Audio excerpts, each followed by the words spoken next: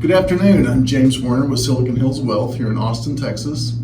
And as one of the founding members of the AGC, I'm proud to present to you our episode number 3 of our financial empowerment education series. It's on net worth. And so today we're going to just spend a couple minutes talking about what net worth is, why it's important, and how you can grow it, how you can monitor it, and how you can maintain it. So what is net worth? On a simple level, net worth is what you own minus what you owe. So what you own are your assets. It may be the cash that you have in the bank, the investments that you have in your brokerage accounts. It could be a house, it could be a car, it could be a business, and it could even be cryptocurrency. But regardless, all these assets have value. So that's the plus side of the net worth ledger. The minus side, minus what you owe. What you owe are your liabilities. Credit cards, student loans, the mortgage that you have on this house.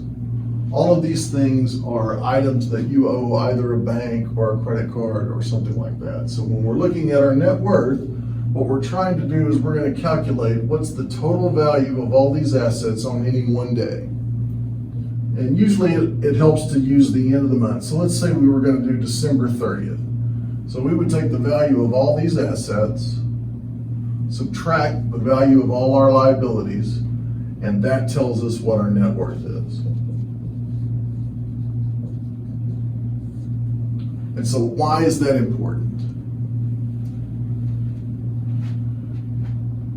When we think about net worth is really about freedom. A bigger net worth is a better tomorrow. And so how do you do that? First of all, you have to get started. You have to be able to measure. The key to improving your net worth is determining a method for measuring it. So you need to pick a specific time, a specific schedule,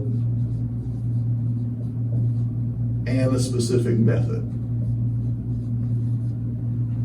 Now, it could be very simple. It could be a method where you're actually pulling your statements and looking at all your liabilities and assets and coming up with that measurement. Or it could be more automated. There's a lot of systems and settings now that allow you to integrate all these assets and liabilities into your cell phone or into a website where you can monitor that net worth more regularly.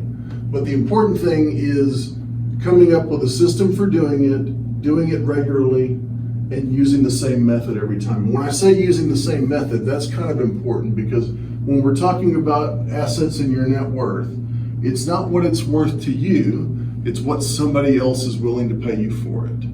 So if we're talking about an investment or cash or even Bitcoin or something like that, it's usually fairly regularly understood what those assets are worth. If you're looking at something else, maybe your business or maybe your car or something else, it might not be worth to a third party what it is worth to you. So you got to be really real with yourself and make sure that you put your assets down in the right form, make sure your liabilities are what they are, and come up with that number. Whatever that number is, that's your starting point. And once you have that, then we can start talking about goals. What can you do to increase your net worth? There's really 2 things that you can do, or really 3 things you can do to increase your net worth. You can save more than you spend, and if you save more than you spend, then you have 2 choices. You can put that excess into buying additional assets, or you can take that excess and reduce your liabilities. Now, whether you're adding to here or subtracting from here, you're increasing your net worth. And really, when you think about it, if you do this, if we think about spending or saving more money than you're spending, and we add a time component to it, that's what generates really high net worth. And so all it is coming up with a system measuring it on a regular basis, using that same method, taking what you have today and setting some goals for yourself in terms of what your net worth will be, and thinking about what your actions need to be in order to meet those goals. And then after that, it just takes time. And what I would tell you is that your net worth is not something that's going to go up like this. It's not going to go up in a straight line. It's going to go up more like this.